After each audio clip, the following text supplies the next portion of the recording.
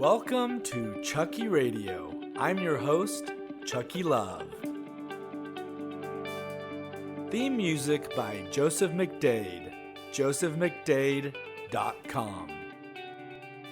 What is Chucky Radio? That's a great question. So, I can't tell a short story. Whenever I get into my storytelling mode, I just have to give the full story. And so, when I would start telling stories, at first my friends loved them, and they still do, but it's not always appropriate to tell long stories. And so there are times when I would get into one of my stories and my friends were like, oh my, here we go again, Chucky Radio. That's where the term was coined. And hence, that is the genesis of the idea to create Chucky Radio, the podcast. So the question for this episode is, do you love your day job? Well, let me tell you a little bit about my day job. First, you know about my side jobs. I've got this podcast for one, and as I mentioned in an earlier episode, I'm also producing a documentary film. I also have a third side job that I don't tell many people about. I love doing it. It's more of a for fun, meeting people, relaxation, drive around town kind of job. I drive Uber. In fact, some of the people I've been giving Uber rides to lately, I've been telling them about my podcast. So if you're listening to this because I told you about it on an Uber ride, thank you for listening. So my day job is the job that pays the bills. It's the one that affords me to be able to travel and to do all these side jobs. My day job started about 12 years ago when I finally decided to get out of the independent film business.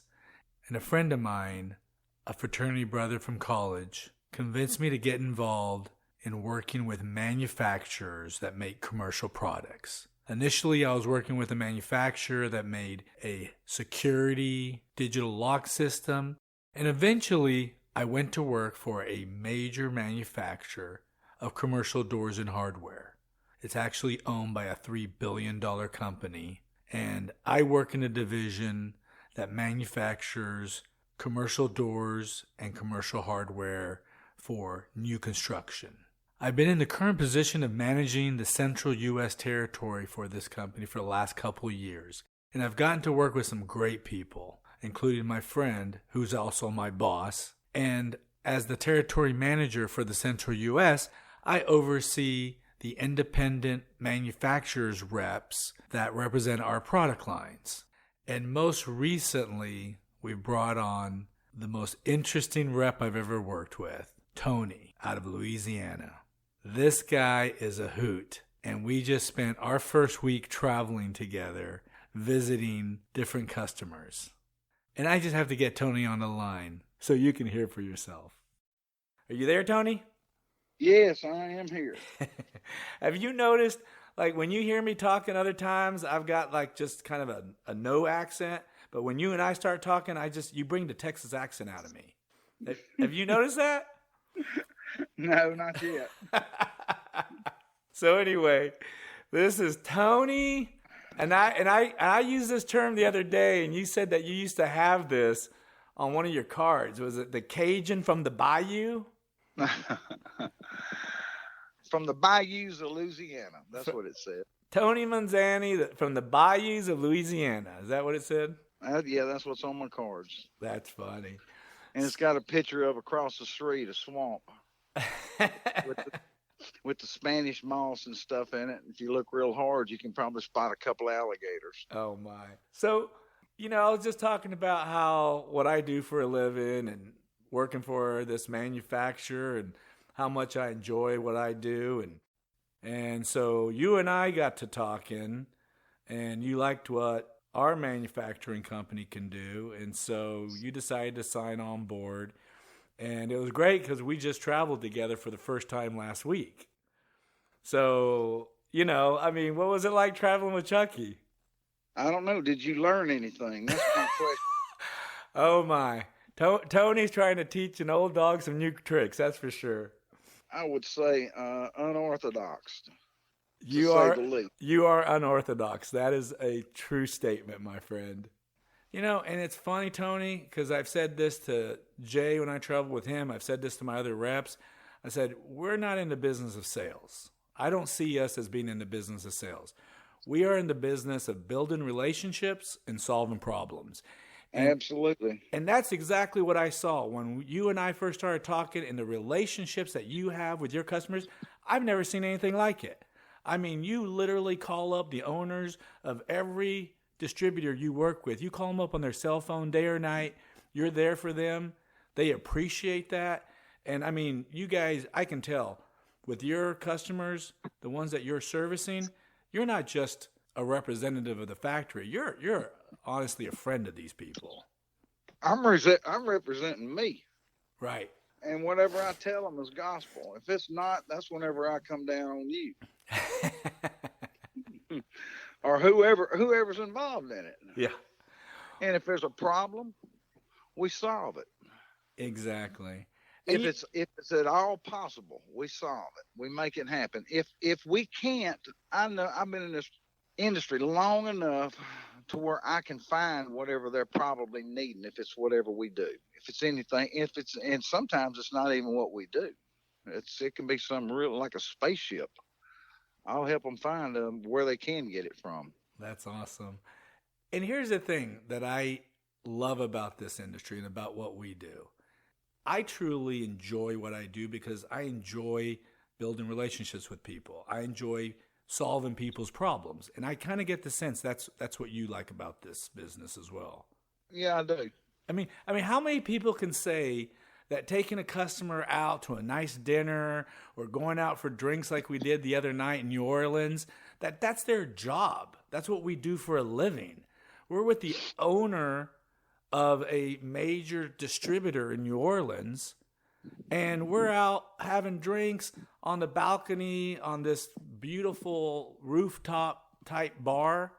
And it's like, this is what we do for a living. And when you're there for them to relax. If you order water, they don't care. Right. They're good with that.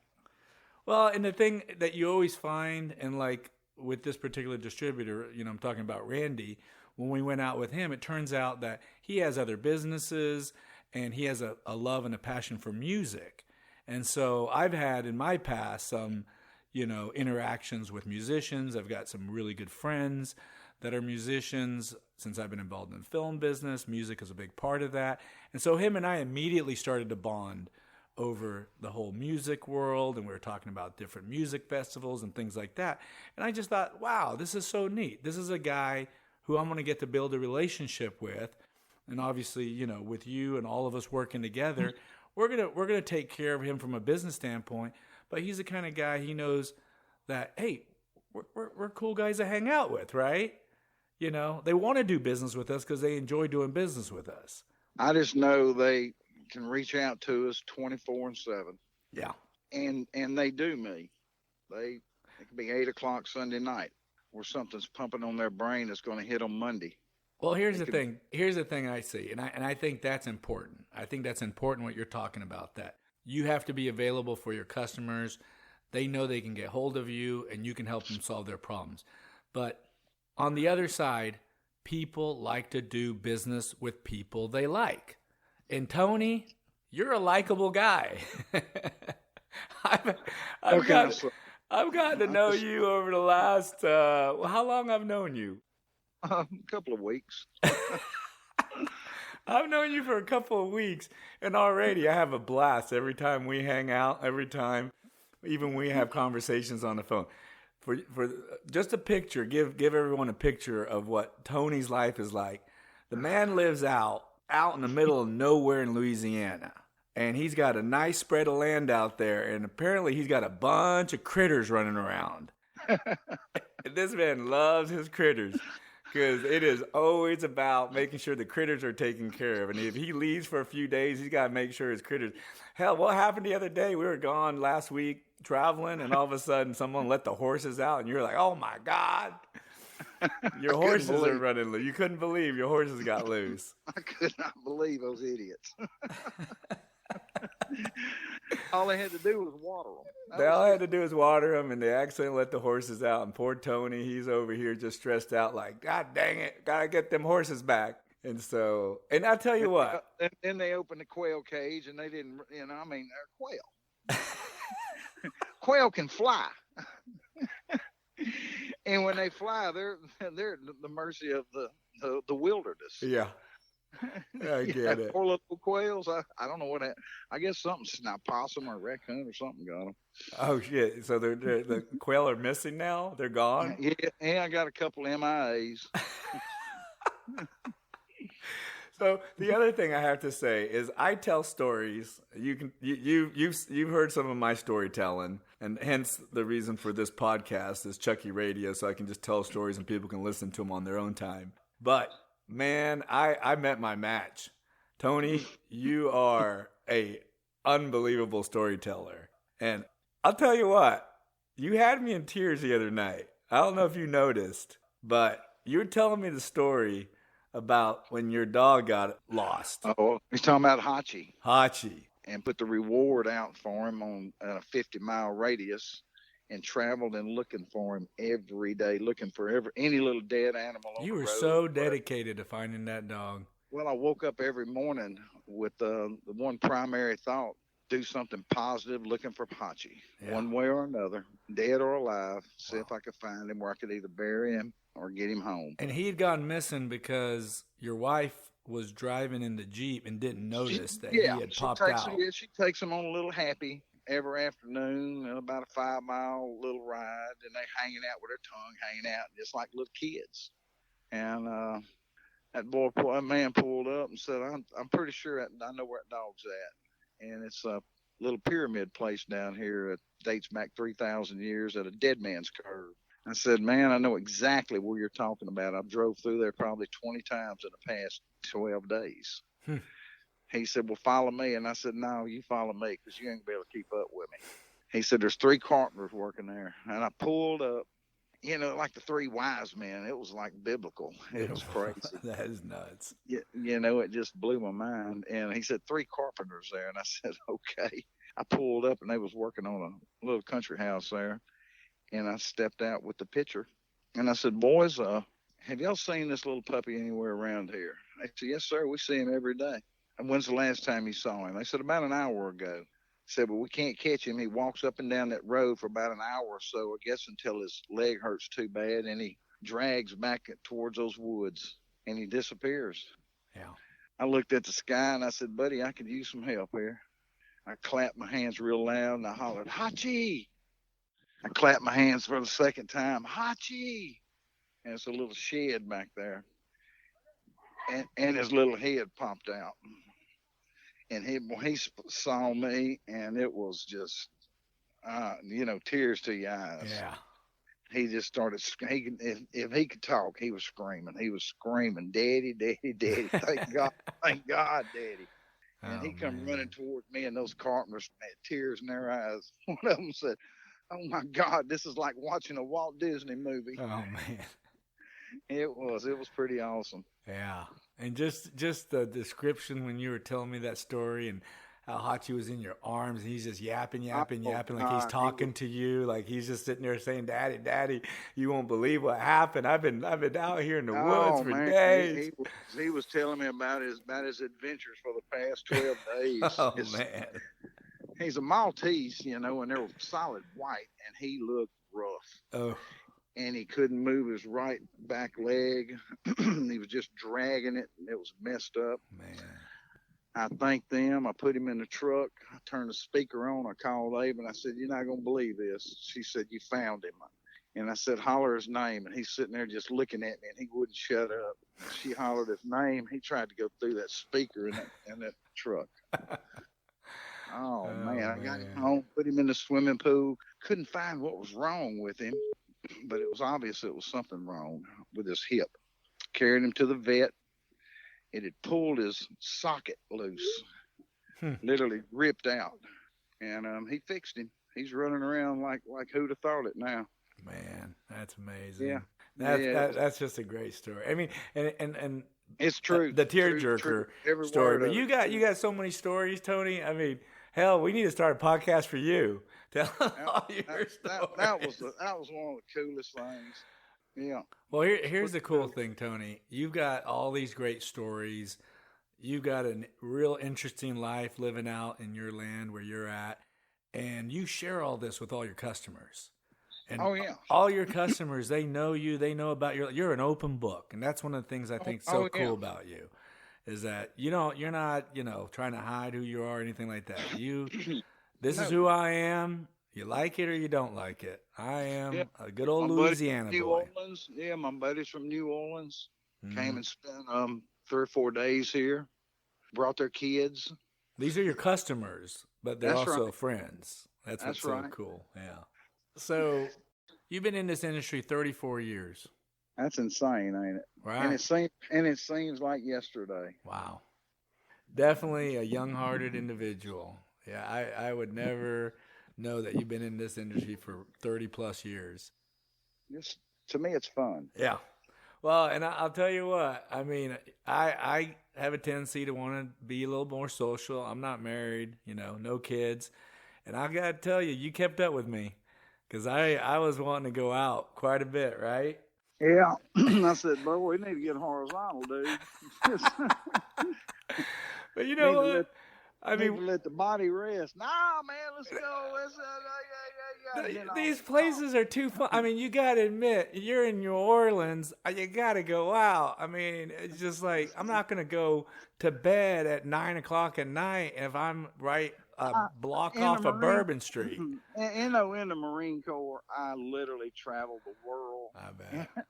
A lot of the play left me at that time. Hey, you know what? You kept up for sure. We had some good times. Even back, and what's so funny is you came up to Dallas, and then I drug you out to that event that was going on, and you got a chance to see. It was a little bit. I think it was the first time I've had an intersection between the door and hardware business and my former business, which I still kind of do on the side, doing the independent film.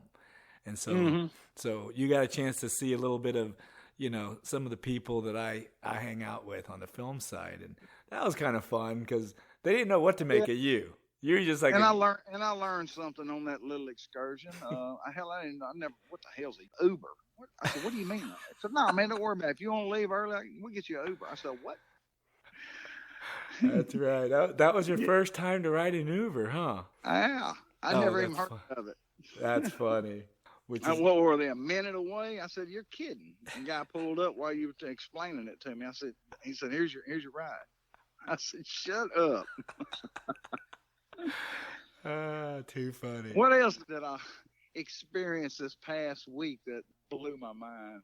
So I think one of the best things I introduced you this past week is I introduced you to British Siri. What would you think about Siri? Yeah, she is too cool. I have her pictured as the English librarian with the sweetest voice, with the glasses and the hair in a bun. And I can just picture her. And I'll push that button and say, Siri, I love you. And she responds back, you are the wind under my wings. And it just blows my mind. And you can ask Siri anything. You ask her to give you directions, take you somewhere. She'll give you step-by-step guidance. You need her to pull up. Hell, you can ask Siri to pull up this podcast. And you can say, hey, Siri, I want to listen to Chucky Radio. And bam, it'll pull it up for you. Isn't that great? Yeah, she is too cool. Well, I got a feeling, Tony, we got a lot more adventures ahead of us. That's right. It's going to be fun. I'm glad we met, and I'm glad you came on board. And I think we're gonna do some good business, but we're gonna have some fun doing it, right? Yes, as long as you're teachable. As long as I'm teachable. All right. Well, Tony, thank you for helping me out here with my podcast and talking a little bit about this crazy day job that I actually love. All right, buddy. All right, brother. Take care. We will talk to you tomorrow. Partner. Thank you. All right, partner. All right. Bye-bye. Bye. All right, so that was Tony, my new rep. He's a great guy and really enjoying working with him. So to answer the question, do I love my day job? Yes, I love my day job. I hope you guys do too. Until next time, peace, my brothers and sisters. This is Chucky Love.